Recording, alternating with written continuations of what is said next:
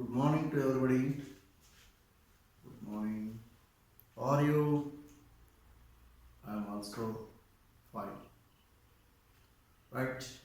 మనం నిన్నటి క్లాస్లో గత క్లాస్లో మనం అర్థశాస్త్రం యొక్క నిర్వచనాలను అర్థశాస్త్ర నిర్వచనాలలో మొదటి నిర్వచనమైనటువంటి సంపద నిర్వచనం సాంప్రదాయ ఆర్థిక శాస్త్రవేత్త అయినటువంటి ఆడమ్ స్మిత్ అందించిన నిర్వచనాన్ని నిన్న మనం డిస్కస్ చేయడం జరిగింది. తాను మొట్టమొదటి నిర్వచనాన్ని తాను రాసినటువంటి గ్రంథంలో 1776 తన వెల్త్ ఆఫ్ నేషన్స్ అనే గ్రంథంలో సంపద నిర్వచనాన్ని తెలియచేయడం జరిగింది. మరి సంపద నిర్వచనంలో ఉన్నటువంటి ముఖ్యాంశాలను లక్ష్యాలను సంపద నిర్వచనాన్ని సమర్థించినటువంటి జేబీ సే, జేబీ క్లార్క్ వీళ్ళ గురించి వాళ్ళ నిర్వచనాల గురించి కూడా తెలుసుకోవడం జరిగింది. అలాగే సంపద నిర్వచనంపై ఉన్నటువంటి విమర్శలు కూడా నేటి క్లాస్లో మనం గుర్తు చేసుకోవడం జరిగింది. మరి ఈరోజు సంపద నిర్వచనాలలో రెండవ అతి ముఖ్యమైనటువంటి నిర్వచనం శ్రేయస్సు నిర్వచనం. దీన్ని మనం సంక్షేమ నిర్వచనం అని కూడా పిలుస్తాం. శ్రేయస్సు నిర్వచనం అన్నా సంక్షేమ నిర్వచనం అన్నా ఒకటే. ఈ శ్రేయస్సు నిర్వచనాన్ని ఆల్ఫ్రెడ్ మార్షల్ సంపద నిర్వచనంలో ఉండేటువంటి లోపాలను చూపిస్తూ లోపాలను తెలియచేస్తూ వాటిని సరిచేసుకుంటూ తిరిగి అర్థశాస్త్రానికి మరొక కొత్త నిర్వచనాన్ని అందించడం జరిగింది. ఆ నిర్వచనాన్ని మనం ఇప్పుడు శ్రేయస్సు నిర్వచనము అన్నాం. ఈ యొక్క శ్రేయస్సు నిర్వచనము తాను 1890లో ఈ శ్రేయస్సు నిర్వచనాన్ని అర్థశాస్త్రానికి అందించి అర్థశాస్త్రంకు ఉన్న ప్రాధాన్యతను అర్థశాస్త్రము అధ్యయనం చేసే అంశాలు ఏవి కీలకమైన అంశాన్ని గుర్తించి అర్థశాస్త్రానికి గొప్పన నిర్వచనాన్ని ప్రసాదించినటువంటి మహానుభావుడు ఆల్ఫ్రెడ్ మార్షల్గా తెలియజేస్తాం. అయితే సంపద నిర్వచనంలో మానవుని కంటే సంపదే ప్రధాన పాత్రగా వహిస్తూ అర్థశాస్త్రం అనగా సంపద సముపార్జన, సంపద ఉత్పత్తి, సంపద వినియోగము అనేటువంటి సంపద సముపార్జన ధ్యేయంగా ఆడమ్ స్మిత్ దాన్ని వ్యక్తపరిస్తే సంపదను తయారు చేయటంలోనూ సంపదను వినియోగించటంలోనూ సంపదను ఉత్పత్తి చేయటంలోనూ సంపద యొక్క పరిశీలన సంపద యొక్క వినిమయ పద్ధతులన్నీ కూడా మానవుని యొక్క శ్రేయస్సును దృష్టిలో పెట్టుకొని మానవుని యొక్క ఆర్థిక కార్యకలాపాల్లో ప్రాధాన్యత వహిస్తాయి. కాబట్టి అలా ప్రాధాన్యత వహించేటువంటి వ్యక్తిని మానవుని యొక్క శ్రేయస్సును పక్కకు పెట్టి ఒక ద్రవ్యానికే సంపద సముపార్జనకే ప్రాధాన్యత కల్పించినటువంటి ఆ సంపద నిర్వచనం విమర్శించి తాను ఆల్ఫ్రెడ్ మార్షల్ అర్థశాస్త్రానికి శ్రేయస్సు నిర్వచనం ఇవ్వడం జరిగింది. ఇక్కడ శ్రేయస్సు నిర్వచనాన్ని అందించినటువంటి ఆల్ఫ్రెడ్ మార్షల్ యొక్క డెఫినేషన్ ప్రకారం మానవుని యొక్క దైనందిన ఆర్థిక కార్యకలాపాలలో భౌతిక సాధనాల సముపార్జనే అర్థశాస్త్రంగా తెలియజేశారు.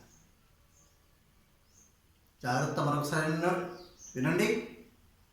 అర్థశాస్త్రం అనగా శ్రేయస్సు నిర్వచనం ప్రకారం ఆల్ఫ్రెడ్ మార్షల్ ఉద్దేశ ప్రకారం మానవ శ్రేయస్సును పెంపొందింపచేసేటువంటి మానవుని యొక్క దైనందిన కార్యకలాపాలలో శ్రేయస్సును పెంపొందింపచేసేటువంటి భౌతిక కార్యకలాపాల యొక్క సముపార్జనే అర్థశాస్త్రంగా తెలియజేశాడు. దీన్ని ఆల్ఫ్రెడ్ మార్షల్ అనుచరులైనటువంటి ఏసీపీ ఎడ్విన్ కానన్, అనేక ఆర్థిక శాస్త్రవేత్తలు కూడా ఈ యొక్క మార్షల్ నిర్వచనాన్ని సమర్థించడం జరిగింది. ఇక్కడ మార్షల్ మానవ శ్రేయస్సును, మానవ అవసరాలను, మానవ దైనందిన కార్యకలాపాలకు కావలసినటువంటి భౌతిక వస్తువుల యొక్క సముపార్జనే అర్థశాస్త్రంగా తెలియజేశాడు అని తెలియజేసిన నిర్వచనంలో ఏసీపీకి కూడా ఒక నిర్వచనం ఇచ్చాడు. ఏంటంటే మానవుని యొక్క శ్రేయస్సును, ద్రవ్యంతో కొలవబడేటువంటి భౌతిక వస్తువులు, ద్రవ్యంతో కొలవదగినటువంటి శ్రేయస్సును పెంపొందింప చేసేటువంటి వస్తువుల, భౌతిక వస్తువులు ఏవైతే ఉంటున్నాయో అవి వ్యక్తిగతంగా కానీ సామాజికంగా కానీ వినియోగించేటువంటి విధానాన్ని, కార్యకలాపాలను అధ్యయనము చేసేటువంటి దానినే అర్థశాస్త్రంగా తెలియచేస్తాడు ఏసీపీ. ప్రత్యక్షంగా కానీ పరోక్షంగా కానీ ద్రవ్యంతో కొలవదగినటువంటి, జాగ్రత్తగా మరొకసారి ఏసీపీ వచ్చిన ప్రకారం ప్రత్యక్షంగా కానీ పరోక్షంగా కానీ ద్రవ్యంతో కొలవదగినటువంటి మానవ శ్రేయస్సుకు సంబంధించినటువంటి భౌతిక సాధనాల, భౌతిక కార్యకలాపాల గురించి అధ్యయనం చేసేదే అర్థశాస్త్రంగా తెలియజేశాడు ఏసీపీ. అక్కడ మార్షల్ ఏమన్నాడు? వ్యక్తిగతంగా కానీ సామాజికంగా కానీ మానవుని శ్రేయస్సుకు ఉపయోగపడే భౌతిక సాధనాల సముపార్జనే అర్థశాస్త్రంగా తెలియజేశాడు. మరి ఎడ్విన్ కాలన్ అంటే ఆర్థిక శాస్త్రం వచ్చిన ప్రకారం చూస్తే మానవ సంక్షేమాన్ని దృష్టిలో పెట్టుకొని భౌతిక సాధనాల ఉత్పత్తి, వినియోగాన్ని కొనసాగింప చేసేటువంటి దానిని, ఆర్థిక కార్యకలాపాలను అధ్యయనం చేసేటువంటి దానినే అర్థశాస్త్రంగా తెలియజేశాడు ఎడ్విన్ కాలన్. ఈ విధంగా ఆల్ఫ్రెడ్ మార్షల్ అందించినటువంటి నిర్వచనాన్ని సమర్థిస్తూ వారిదైన శైలిలో ఏసీపీకు ఎడ్విన్ కాలన్ నిర్వచనాలను తెలియచేయడం జరిగింది. ఆ నిర్వచనాలలో ఉండే ఆ ముగ్గురు నిర్వచనాలలో దాగినటువంటి అంశాలను ఇక్కడ మనము 4 ముఖ్యమైన అంశాలను చూడవచ్చు.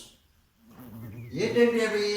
1, మానవునికి ప్రథమ స్థానము, సంపదకు ద్వితీయ స్థానాన్ని అందించారు.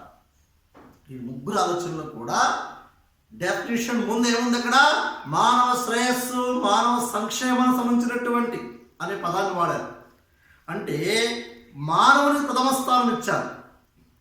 అదే సంపద నిర్వచనంలో ఆడస్మిత్ ఏం చేశాడు? సంపద సంపార్జనే ప్రధాన ధ్యేయం అన్నాడు. మానవుడికి సంపదే ప్రధాన ముఖ్యమని నిర్వచనం అక్కడ ఆడస్మిత్ తెలియచేస్తే, ఇక్కడ మానవ శ్రేయస్సుకు దోహదపడేటువంటి ఆర్థిక కార్యకలాపాల సముపార్జన, భౌతిక సాధనాల పట్ల సముపార్జన అయితే ఉంటుందో దాన్ని తెలియచేశాడు. అందుకే ఇక్కడ మానవుని స్వార్థపూరితమైన వ్యక్తిత్వం నుంచి మానవుని యొక్క శ్రేయస్సుకు, మానవ సంక్షేమానికి సంబంధించినటువంటి కార్యకలాపాలు ఏవైతే ఉంటాయో వాటి గురించి అధ్యయనము చేయబడేటువంటి శాస్త్రమే అర్థశాస్త్రంగా తెలియచేశాడు ఆల్ఫ్రెడ్ మార్షల్. అందుకే ఇక్కడ ఈ ముగ్గురు నిర్వచనాలలో మానవ శ్రేయస్సు, మానవ సంక్షేమ పదాలు వాడారు కాబట్టి మానవునికి ప్రథమ స్థానం ఇచ్చారు, సంపదకు ద్వితీయ స్థానం ఇచ్చారు. ఎందుకంటే సంపదను సంపాదించడంలోనూ, సంపదను పోగు చేసుకోవటంలోనూ, సంపద ఉత్పత్తిలోనూ, భౌతిక కార్యకలాపాల్లోనూ ఎవరి పాత్ర ఎక్కువగా ఉంటుంది? ఎవరి వినియోగంలో కొనసాగుతూ ఉంటుంది? మానవుని యొక్క వినియోగం కోసమే చేయబడి ఉంటుంది. అలాంటి మానవుని పక్కకు పెట్టేసి ఆడమ్ స్మిత్ సంపద ప్రాధాన్యత ఇచ్చాడు. మొదలు ఎవరికి ప్రాధాన్యత ఇవ్వాలి?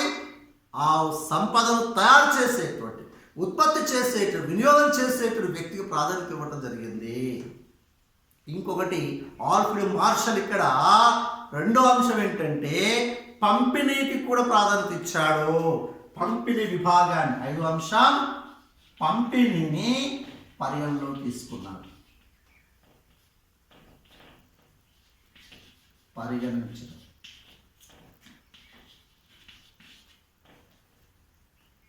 మానవుని ప్రథమ స్థానం, సంపద తీస్తాం. ఇంకో అంశం ఏంటి ఇక్కడ?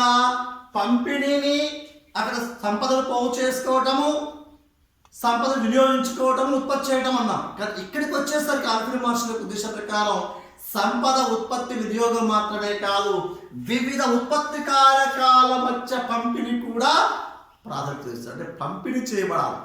వ్యక్తుల మధ్య కానీ, సమాజం మధ్య కానీ, సమాజంలో వ్యక్తుల మధ్య పంపిణీ చేయబడేటువంటి భౌతిక ఆర్థిక కార్యకలాపాల పట్ల అధ్యయనం చేయబడేటువంటి శాస్త్రమే అర్థశాస్త్రంగా తెలియజేశాడు ఆల్ఫ్రెడ్ మార్షల్.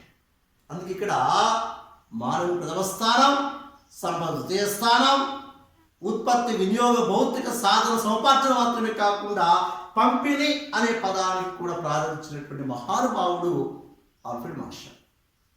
ఇక మరొక అంశం, అర్థశాస్త్రము సామాజిక శాస్త్రము అన్నాడు.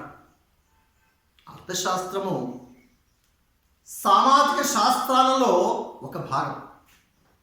అర్థశాస్త్రం ఏంటి? ఇక్కడ సామాజిక శాస్త్రాలలో ఒక భాగం. కాబట్టి అర్థశాస్త్రం సామాజిక శాస్త్రం పిలుస్తున్నాం. మరి సామాజిక శాస్త్రంలో ఇక్కడ మనకి ఈ అర్థశాస్త్రం ఉన్నటువంటి ఆల్ఫ్రెడ్ వచ్చిన ప్రకారం మానవుని యొక్క ప్రాధాన్యత పెంపొందించి మానవ శాస్త్రంగా దీన్ని పెంపొందింప చేసే దిశలో కొనసాగాడు. ఇక్కడ మానవ శ్రేయస్సు, మానవ సంక్షేమం అనే పదాన్ని వినియోగించుకుంటూ మానవ శాస్త్రంగా దీన్ని తెలియచేయటంలో తనదైన ఒక ప్రాధాన్యత క్రమాన్ని తన నిర్వచనం అందచేయటం జరిగింది. మరొకటి, శ్రేయస్సును పెంపొందించే కార్యకలాపాలను పరిగణలోకి తీసుకుంటుంది. మానవుడు తన దైనందిన జీవితంలో, మానవుడు తన దైనందిన కార్యకలాపాలలో ఉన్నటువంటి అనేక రకాల పద్ధతులను వినియోగించటంలో తన శైలిని ఉపయోగించుకోవటం జరుగుతుంది.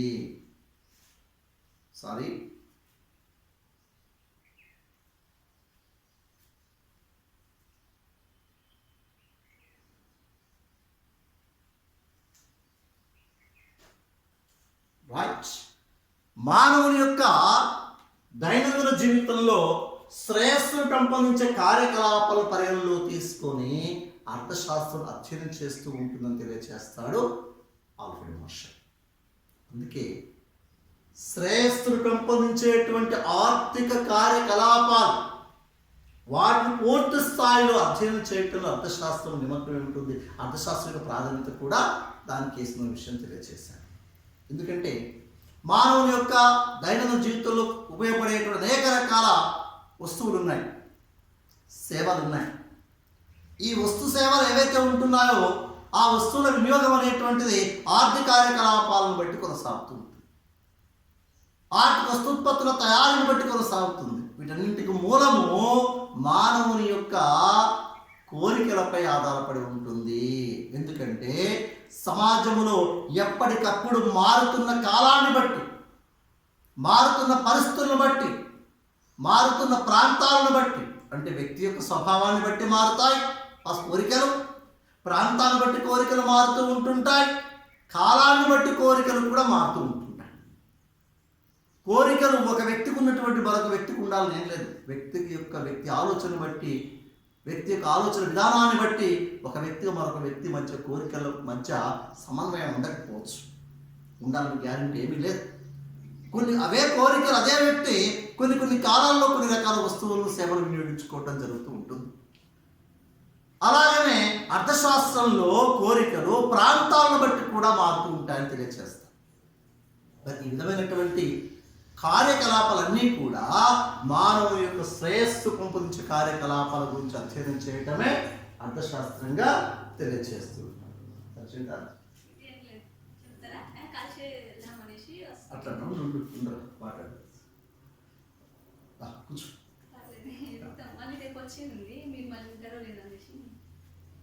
వీడియో నడుస్తుంది.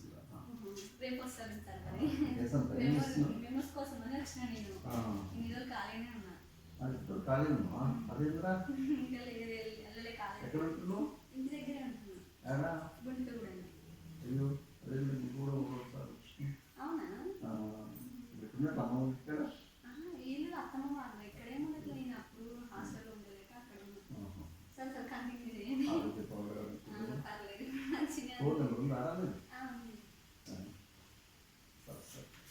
ఇప్పుడు ఫోన్ లేదా ఫోన్ మీ నెంబర్ నా దగ్గర లేదు. తీసుకో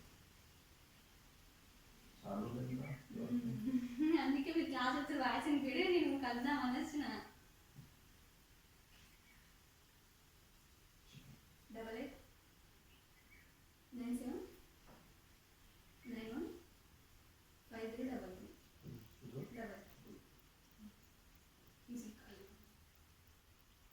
అక్క వాళ్ళ మ్యారేజ్ అయిందా సార్? ఇద్దరిది కదా. ఏం చేస్తున్నారు?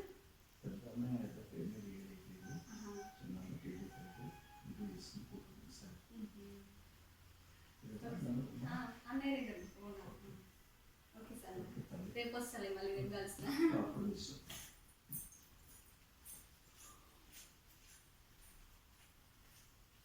Right, sorry for the disturbance. శ్రేయస్సును పెంపొందించే కార్యకలాపాలను పరిగణలోకి తీసుకుంటుంది. అర్థశాస్త్రం అనేటువంటిది ఆర్థిక కార్యకలాపాలన్నీ కూడా మానవుని యొక్క కోరికలపై ఆధారపడి కొనసాగుతున్న విధాన క్రమంలో అర్థశాస్త్రము సంపదకు సంబంధించిన శాస్త్రము అధ్యయనం చేయదు.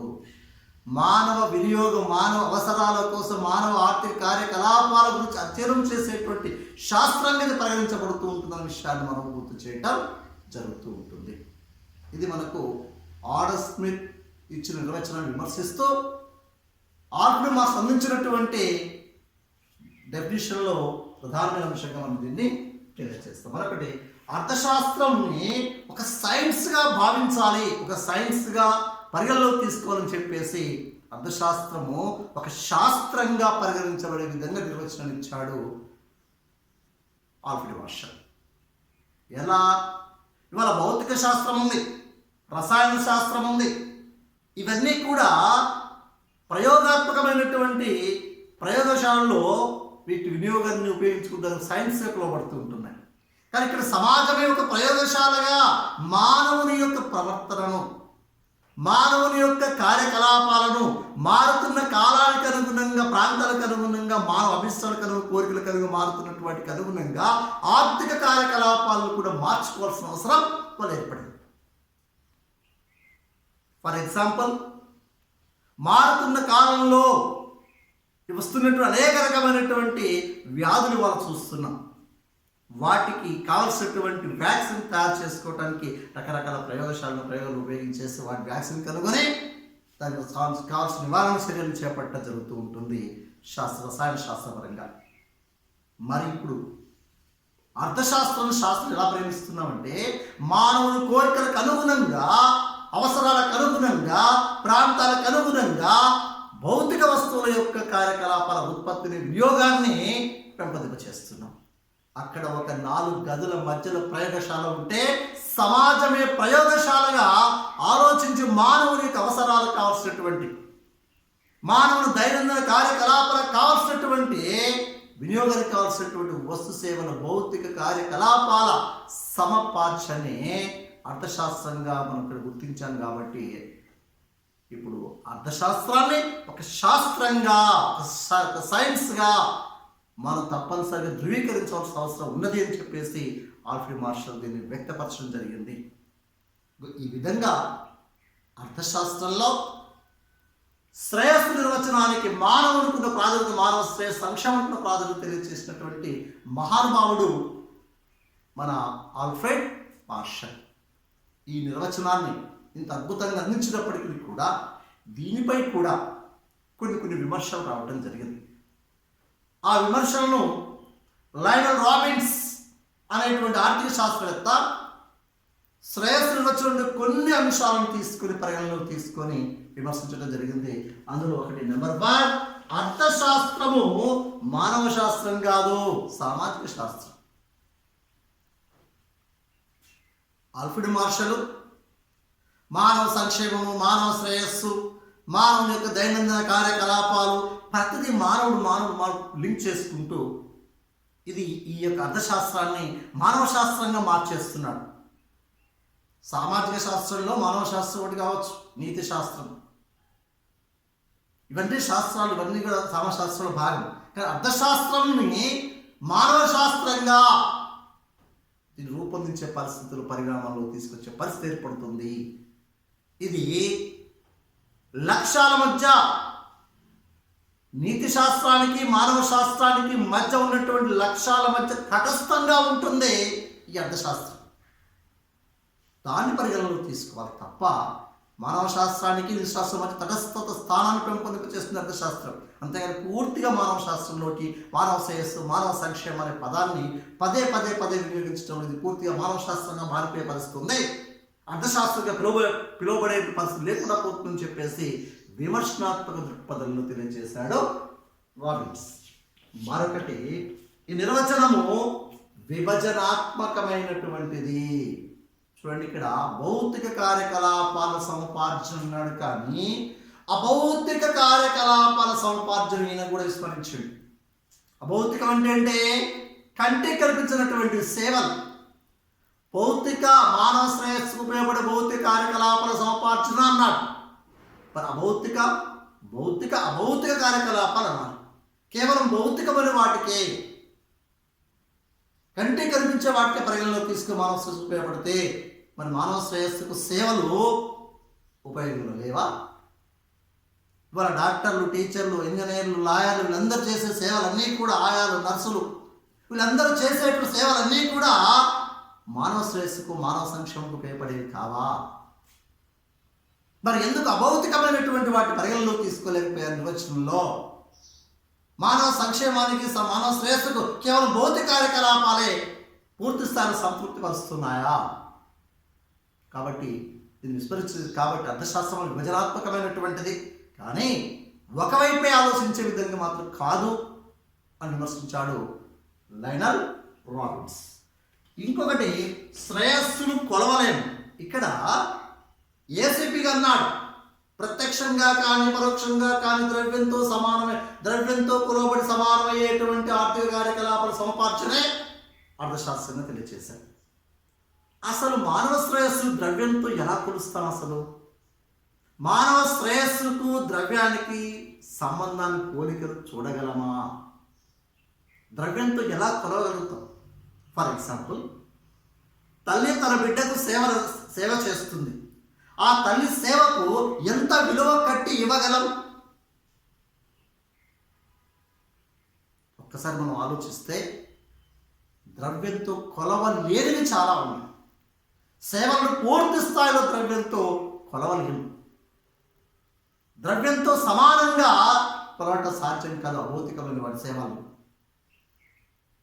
మరి ద్రవ్యంతో శ్రేయస్సును ద్రవ్యంతో కొలవదు అంటే ప్రత్యక్షంగా కానీ పరోక్షంగా కానీ ద్రవ్యంతో కొలవగలిగేటువంటి భౌతిక కార్యకలాపాల సముపార్జనే అర్థశాస్త్రం చెప్పాడు కదా ఏసీపీకు. మరి నిర్వచనం లోపభూయిష్టమైంది కాదా? ద్రవ్యంతో సేవలన్నింటినీ కొలవడానికి సాధ్యపడుతూ ఉంటుందా? సేవను ఎన్ని మీటర్లు, ఎన్ని లీటర్లు, ఎన్ని గ్రాములు అని చెప్పేసి ఎలా కొలవగలం? ఎలా మెజర్మెంట్ చేసి దానికి ఒక ధర నిర్ణయించగలం? అది ఎంతవరకు సాధ్యపడుతూ ఉంటుందంటే లోపభూయిష్టమవుతూ ఉంటుంది. ఈ విధమైనటువంటి ద్రవ్యంతో కొలవలేము, సేవలకు ద్రవ్యంతో కొలవబడేది సాధ్యమయ్యేటువంటిది కాదు అనేటువంటి విషయాన్ని గుర్తించి విమర్శించినటువంటి వ్యక్తి లైనల్ రాబిన్స్. మరొకటి, భౌతిక కార్యకలాపాలు మాత్రమే పరిగణనలో తీసుకున్నాడు. మరి భౌతిక కార్యకలాపాలన్నీ కూడా మానవ శ్రేయస్సుకు దోహదపడే వాటిని అర్థశాస్త్రంగా తెలియజేశారు. ఇప్పుడు భౌతిక వస్తువులు కొన్ని ఉన్నాయి, మానవ శ్రేయస్సుకు ఉపయోగపడతాయా అని ఆలోచిస్తే ఇప్పుడు మీరే చెప్పాలి. భౌతిక కనిపించేటువంటి మద్యపానం, సిగరెట్, డ్రగ్స్, హెరాయిన్, నల్లమందు ఇవన్నీ కూడా మనకు కనిపించే భౌతికమైనటువంటి వస్తువులు. ఇవి మానవ శ్రేయస్సుకు ఉపయోగపడతాయా? అర్థశాస్త్రంలో వాటి యొక్క స్థానం కల్పించారా లేదా? ఇప్పుడు మీరు భౌతిక కార్యకలాపాల ఉత్పత్తి కొనసాగుతున్నాయి కదా, అవి మానవ శ్రేయస్సుకు ఉపయోగపడుతున్నాయా? మరి ఇవన్నీ మానవ శ్రేయస్సుకు దోహదపడే అని చెప్పేసి ఎలా చెప్పగలం? ఈ విధమైనటువంటి విమర్శనాత్మక దృక్పథాన్ని వ్యక్తపరచడం జరిగింది అఫర్మేషన్. ఇక మరొకటి, వీటన్నింటినీ తెలియచేయటంలో బాగానే ఉంది, కానీ అసలు ఈ యొక్క మానవుని కోరికలు తీర్చుకోవటానికి కావలసినటువంటి వస్తుత్పత్తులు తయారు చేయటానికి కావలసినటువంటి వనరులు ఎంతవరకు ఉన్నాయి, వనరుల కొరతను గురించి అసలు పూర్తిగా విస్మరించడం జరిగింది. అసలు వనరుల కొరత గురించి అసలు ఆలోచనే లేదు. వనరుల కొరత అంశాన్ని అసలు డెఫినేషన్లో అసలు దాన్ని పరిగణలోకి తీసుకోలేదు. మరి వనరులు లేకుండా మానవ కోరికలకు కావాల్సినటువంటి భౌతిక వస్తువుల ఉత్పత్తి, వినియోగం, పంపిణీ ఎలా కొనసాగుతుంది? వనరుల కొరతను అసలు పరిగణలోకి తీసుకోలేదు. నిర్వచనం డెఫినేషన్లో ఎక్కడ కూడా ఆడమ్ స్మిత్ కానీ ఆల్ఫ్రెడ్ మార్షల్ కానీ అసలు వనరుల గురించి ఒక్క అంశాన్ని కూడా లేవనెత్తలేదు. ఇది చాలా కీలకమైనటువంటిది. ఆర్థిక కార్యకలాపాలకు మూలము కోరికలు ఎలాగంటున్నామో ఆ కోరికలు తీర్చుకోవటానికి కావాల్సిన వస్తు సేవలు తయారు చేయడానికి కావాల్సిన మూలము వనరులే. మరి ఆ వనరులే మర్చిపోయాయి. మానవునికి కోరికలు ఎంత మూలమో వస్తోత్పత్తులు తయారు చేయటానికి వనరులు కూడా అంతే మూలం. మానవుడు తన అవసరాలు తీర్చుకోవటానికి తనకు కావలసినటువంటి వాటిని కోరుకోవటానికి తన కోరికలు ఎంత బేస్ ఆలోచిస్తున్నామో, మరి అయ్యే వస్తువులు తయారు చేయటానికి ప్రధానమైనటువంటి పాత్ర ఉన్నటువంటిది ఏంటంటే ముడి సరుకులు, వనరులు. అసలు వాటిని విస్మరించాం. అవి ఎంతవరకు ఉన్నాయి, ఆ వనరుల యొక్క పరిమితి ఎంతవరకు ఉంది అనే అంశాన్ని పూర్తిగా విస్మరించారు. అసలు వనరుల గురించి అక్కడున్న ఒక వర్డ్, ఒక పదం కూడా ఆడమ్ స్మిత్ కానీ మార్షల్ కానీ అసలు అక్కడ ఎక్కడ కూడా కనిపించే విధంగా నిర్వచనం ఇవ్వలేదు అనేటువంటి ఒక విమర్శనాత్మక దృక్పథాన్ని వ్యక్తపరచడం జరిగింది లయనల్ రాబిన్స్. ఈ విధంగా ఆల్ఫ్రెడ్ మార్షల్ యొక్క నిర్వచనం విమర్శిస్తూ లయనల్ రాబిన్స్ తనదైన శైలిలో వనరులను వినియోగించుకుంటూ తాను అర్థశాస్త్రానికి ఒక కొత్త ఒరవడి సృష్టించే నిర్వచనాన్ని అందించాడు. దాన్ని మనము కొరత నిర్వచనము అన్నాం. ఏమంటాం దాన్ని? కొరత నిర్వచనం. ఈ నిర్వచనాన్ని రేపటి క్లాస్లో పూర్తి చేసుకుందాం. ఓకేనా? Right. Good bye. Thank you very much.